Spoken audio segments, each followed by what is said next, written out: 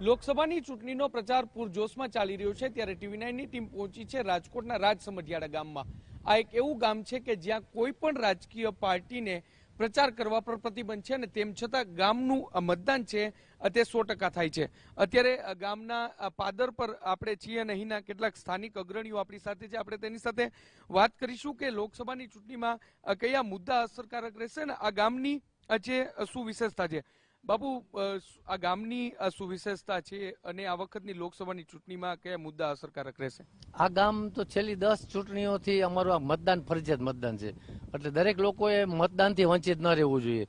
કારણ કે મોટાભાગના લોકો જ્યારે ચૂંટણી વખતે આળસ થઈ પોતાના ઘરે રહીને મત ન આપે તો જે ખરેખર યોગ્ય ઉમેદવાર ચૂંટવાને બદલે બીજો ચૂંટાઈ જતો હોય છે। પણ અમે તો સખતપણે અમારા પંચાયતનો નિયમ છે કે તમારે ફરજિયાત મતદાન કરવું, નહીં તો અમે દંડ સંહિતા પણ એને રાખેલી છે। એટલે અહીં તો 90% ઉપરનું મતદાન છેલ્લા 10 ચૂંટણીથી થઈ રહ્યું છે। પરંતુ ખાસ કરીને આ વખતે જે ચૂંટણીનો માહોલ જોઈ તો એટલો બધો લોકોને રસ નથી, કારણ કે આમાં બધા મોટા મોટા વચનો આપે છે, જે વચનો ખરેખર પરિપૂર્ણ થઈ શકે એમ છે, સાથે સાથે એટલું બધું ઇન્સેન્ટિવ આપશે પૈસા કાઢશે ક્યાંથી, આ બધા પ્રશ્નો ઘણા મહત્વના છે અને વિચાર માગી લે તેવા છે। એટલે ખેડૂત મતદારોને પ્રલોભન આપી અને ચૂંટાઈ જવું પછી એ વાતો ભૂલી જાવી, હું કોઈ પણ સરકારની કે પક્ષની વાત નથી કરતો। બંને પક્ષો પ્રલોભનોમાં અત્યારે કોમ્પિટિશન ઊભી થઈ એવી રીતે વાત કરે છે, પરંતુ ગામડાના ખેડૂતોને ખેતીને ક્યાં ફાયદો થાય એમ છે, ગામડાઓના ક્યાં વિકાસ થાય એમ છે, આ બધી બાબતો સાથે ગામડાના મતદારો જોડાયેલા છે। પણ ગામડાના મતદાર તો અસંતુષ્ટ છે, કોઈ ગામડાના મતદારને કોઈ પક્ષ ઉપર એવું બધો ભરોસો નથી કે અમારો ઉત્થાન કરી દેશે। ખરેખર તો આ બધી સબસિડીની ખરેખર છે, દેણા નાબૂદીની વાત કરે, દેણા નાબૂદી કોને દેણું નાબૂદ થાય? જે લોકો ભરતા નથી, જે લોકો ડિસિપ્લિનમાં આર્થિક વ્યવહાર નથી કરતા, એવા લોકો જે ખરેખર જેન્યુઅન છે, જે ખરેખર ટાઈમસે ભરે છે, એવા લોકોને કોઈ ફાયદો નથી।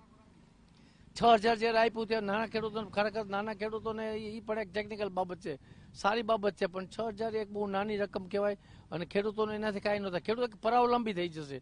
ખરેખર તો ખેડૂતોને કેવી રીતે વધુ મગફળીના ભાવ મળે, કપાસના એના ઉત્પાદન થયેલો માલ છે એના કેવી રીતે વધુ ભાવ મળે, માર્કેટિંગ યાર્ડમાં સારી રીતે એના વેચાણ થઈ જાય, સારો ભાવ મળે, સરકાર જે MSP જે બહાર પાડે છે એ મુજબ માર્કેટિંગ યાર્ડોમાં ખરીદી થાય, સરકાર માર્કેટિંગ યાર્ડોમાં ખરીદી કરે, વટની એજન્સી ન રાખે। જે ખેડૂતોના મુદ્દા મહત્વના મુદ્દા રહ્યા છે અને ખેડૂતોને અન્ય મુદ્દા કરતા તેના ઉત્પાદનને લઈને વધારે અસરકારકતા હોય છે। તમે શું માનો છો કે આ મુદ્દા મહત્વના રહેશે?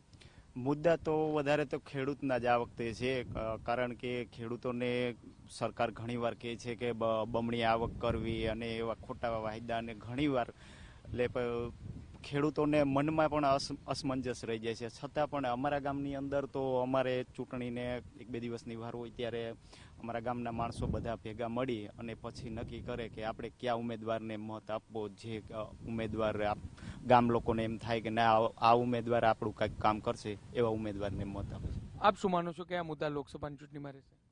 લોકસભાની ચૂંટણીમાં ખેડૂત તો પહેલાં ના જ છે ચૂંટણીથી યાદથી, કારણ કે ટેકાના ભાવ પૂરા મળતા નથી, ખેડૂતનો ખેતીમાં ખર્ચા વધી ગયા, સરકાર મોટા મોટા વાયદા કરે કે ટેકાના ભાવ આપશું, ખેડૂતને કાંઈ પૂરો ફાયદો મળતો નથી ને અમારે તો જે ઉમેદવાર કામ કરે એને અમે મત આપશું। પક્ષ નહીં, ઉમેદવાર મહત્વના હોય છે। આપ શું માનો છો? એક તરફ સરકાર કહે છે કે 2022માં આવક બમણી કરી દેશું, બીજી તરફ કોંગ્રેસ કહી રહી છે કે ખેડૂતો માટે અલગ બજેટની જોગવાઈ કરશો। આ બધાની વચ્ચે ખેડૂતની વાસ્તવિક પરિસ્થિતિ શું છે? ખેડૂતો લોકસભાની ચૂંટણી લઈને શું માને છે? ખેડૂતોને આમ તો અસમંજસ છે, બધા જ્યારે ચૂંટણી આવે છે ને ત્યારે આ બધા વાયદાઓને વચન દઈને જતા રહે છે, એટલે હવે ખેડૂતોને કોઈ એવો વિશ્વાસ નથી રહ્યો કે લોકો આ પછી ચૂંટાઈને વયા જાય પછી કોઈ મોઢું પણ દેખાડતા નથી। એટલે ખેડૂત પોતાની રીતે એની તાકાતથી જે આગળ આવે ને એ જ સાચું છે, બાકી આ જે કાંઈ વીમો આપે ને એ કરતાં અમે એમ કહી છીએ કુદરત ભગવાન વરસાદ સારો આપે ને વરસ સારું આપે ને એ આપે સાચું છે, બાકી સરકાર પાસે હાથ લાંબો કરીને હોશિયાર થઈને બેસવું એ બરાબર નથી લાગતું। ખેડૂતોને હવે છે તન મન ધનથી પોતાની રીતે ચોંટી જવાની જરૂર છે, આ સરકારની કોઈ એમાં આશા રાખવાની જરૂર નથી। જે વચનો આપતા હોય છે પરંતુ તે પૂરા થાય કે નહીં તે એક સૌથી મોટો સવાલ। બાપુ, આપને પૂછવા માંગીશ કે જે રીતે આવક બમણીની, જે ખેડૂતોની આવક બમણીની વાત છે અને જે રીતે ખેડૂતો માટે અલગ મંત્રાલયની વાત છે, આ બધા મુદ્દા છે તેને લઈને ખેડૂતોની વાસ્તવિક પરિસ્થિતિ શું છે, શું માનો છો? અલગ મંત્રાલય થવાથી ખેડૂતનું ઉત્થાન થશે કે દેશ ઉપર ભારણ વધશે? ખરેખર તો કોઈ પણ એસ્ટાબ્લિશમેન્ટ નવું કરવા માંગે ત્યારે એનું પાયાની ખરેખર ટેકનિકલી એ લોકો બરાબર કામ કરી શકે એમ છે કે નહીં, સાથે સાથે જ્યારે કોઈ બમણી આવકની વાત કરતા હોય તો વાત કરવી અને બમણી આવક થવી બંનેમાં ઘણો તફાવત છે.